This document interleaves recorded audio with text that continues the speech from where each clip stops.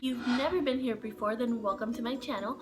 My name is Allie and I am a flight attendant. I know that I have had a lot of you support me with my channel and ask me questions and interact with me, and I'm really truly grateful for that.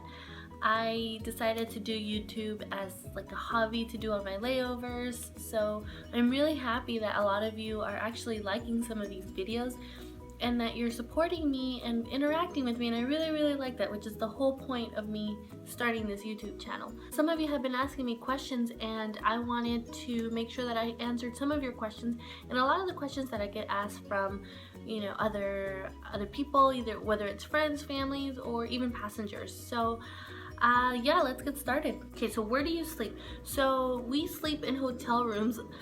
For some reason, some people think that we sleep in the airplane. Not the case.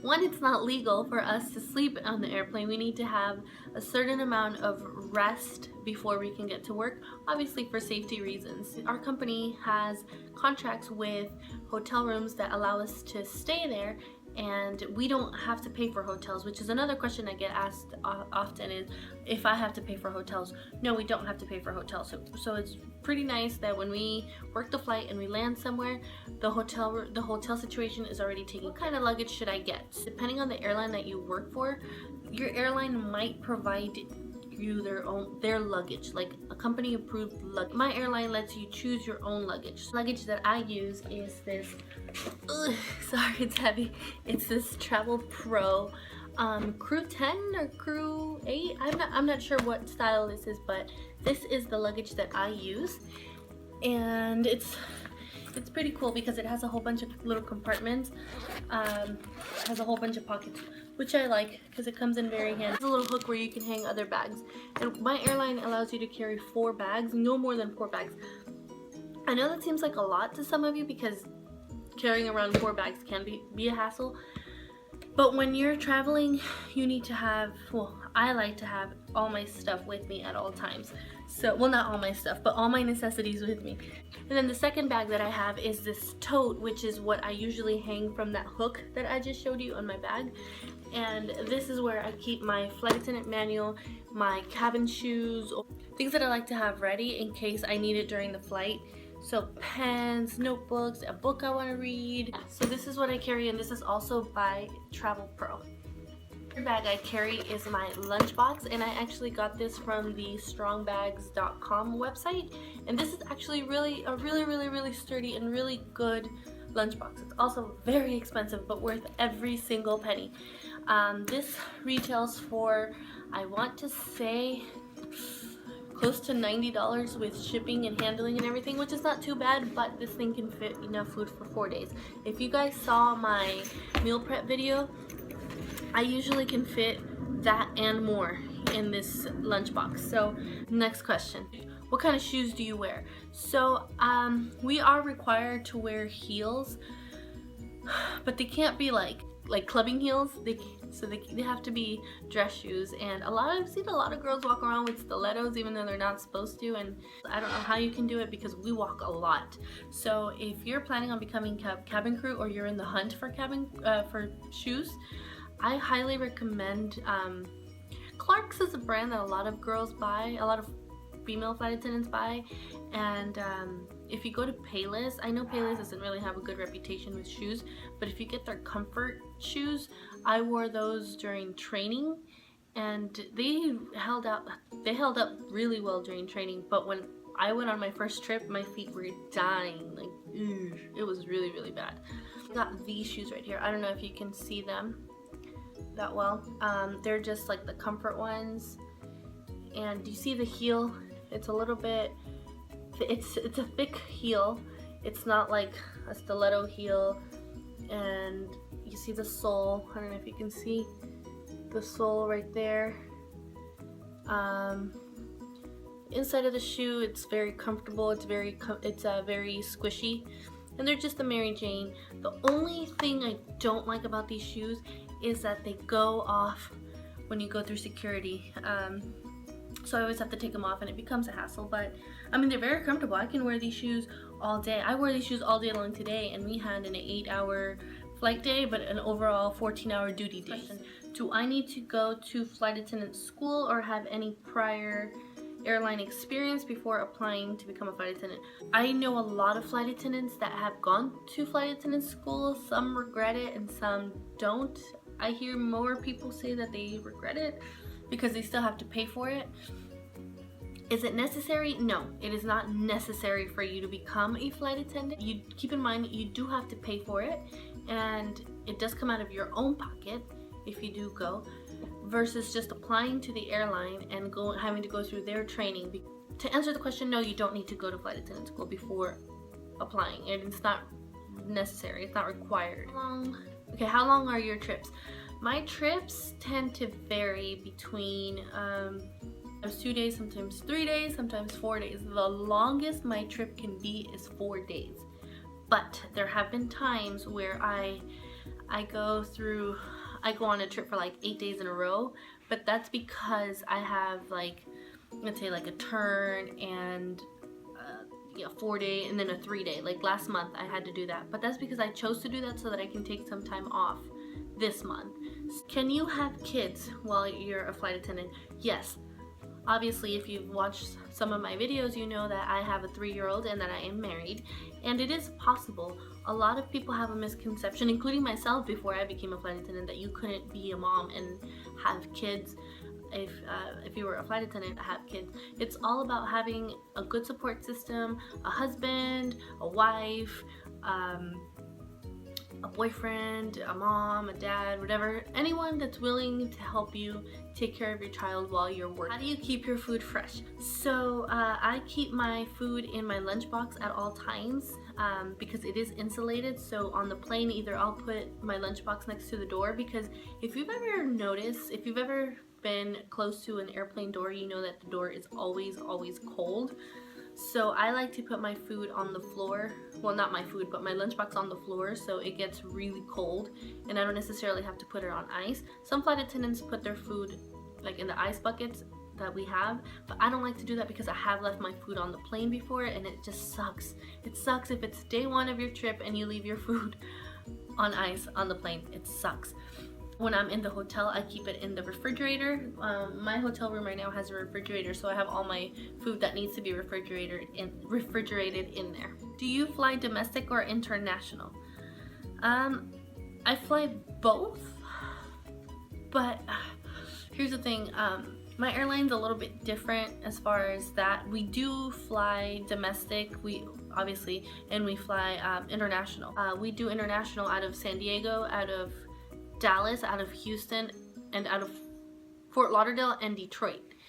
Colombia or Peru or Central America, usually my base doesn't really get them. Somehow they just throw in the international trips in our pairing, but strictly international, it's usually the Fort Lauderdale base that gets them. This is a question I get asked a lot. I want to say it's actually the question that gets asked the most on my channel, and it is, which airline do I work for? I did mention in my first video ever that I wasn't sure if I wanted to mention the airline, and to be honest with you, I still don't know if I want to mention the airline. You guys will eventually figure it out if you haven't figured it out by now, but I'm not gonna be like wham bam in your face about it, but I'm not gonna be like, you know, trying to hide it. I mean, I do try to hide it sometimes because I don't want that to be part of this. I'm talking to you about my life as a flight attendant. I want to show you my life as a flight attendant. I don't want my job to have, or my company to do anything, to have anything to do with this. So also a lot of the times, I mean, this is customer service, so no matter what airline, there is always going to be someone that is unhappy with anything that happened on their flight, whatever their experience was, and I don't want that to be a part of my channel. I don't want that to ever be a part of that, because that's not what my channel is about. So I really don't want to necessarily put that out there just yet. Maybe in the future I will, but as of now, to answer your question, I work for a US carrier. So I'm just gonna leave it at that. How old do you have to be a flight attendant? This varies per airline and per country. I want to say per country, because I know in Europe there's some that you need to be 21, some you have to be 19. I know there were some airlines here in the US that let you be a flight attendant at 21, or if you were under 21. But there's some airlines that you have to be 21. When I was looking to apply, I can think of 2 or 3 airlines that allowed you to be 19 or 18 years old to be a flight attendant. My airline requires you to be 21 years old to be able to be a flight attendant. You fly for free? Yes and no. I fly free as long as it's domestic. I myself fly free as long as it's domestic. If it's international, then I have to pay the international taxes.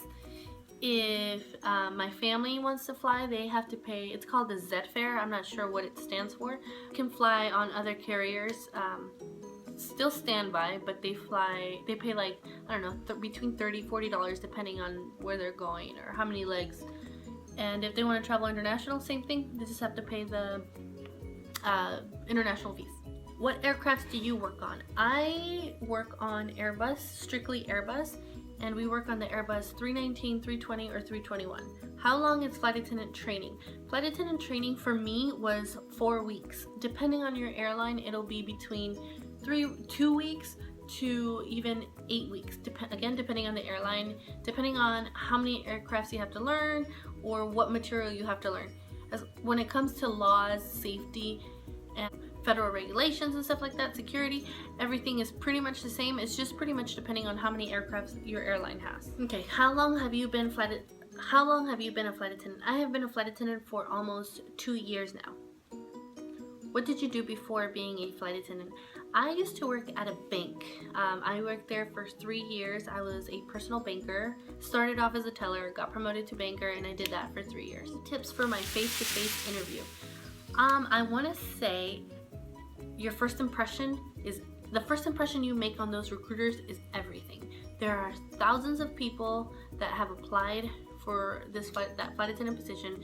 There are hundreds of people that are probably going to be at your interview, so they're going to see you for maybe a couple seconds, and whatever first impression you make, that's what's going to stay in their head. So depending on that impression, that impression is going to determine whether you move on to the next step or not. And just be yourself. I want to say just be yourself, because they can see right through the whole, fake. I love to travel. I love people. They can see right through that. They do this so often. They know all the responses that they're gonna get. You're not necessarily gonna get the job on your first try. Not a lot of flight attendants get the job on their first try. So if you're one of the lucky ones that did, then good. If it's your second, third, fourth time applying, then good for you, because you're still trying. Keep on going until you get the flight attendant position if you really want it.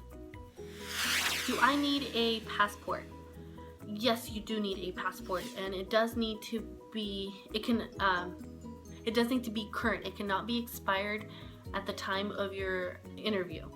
So you do need to have access in and out of the United States. You need that passport to get through security. You need that passport to get in and out of the country, because you never know if you're gonna divert one day and go to Mexico or I don't know, wherever. So yes, you do need a passport. It doesn't necessarily need to be a US passport, but you do need to have a passport. Okay, the last question. Do I have to be a US citizen? No, you do not need to be a US citizen. A lot of people are surprised with this, because all you need is ability to come in and out of the United States. So, for example, if I just do a Cabo San Lucas turn out of San Diego, let's say, I need to be able to come back into the United States, whether I got off the plane in Mexico or not. I still have to go through customs and immigration. So when I go through customs and immigration, they need to be able to, I need to be able to have the right documentation to be able to go through customs and immigration. So with that being said, you don't necessarily need to be a US citizen, but you can be a US resident, with a green card that allows you to come in and out of the United States.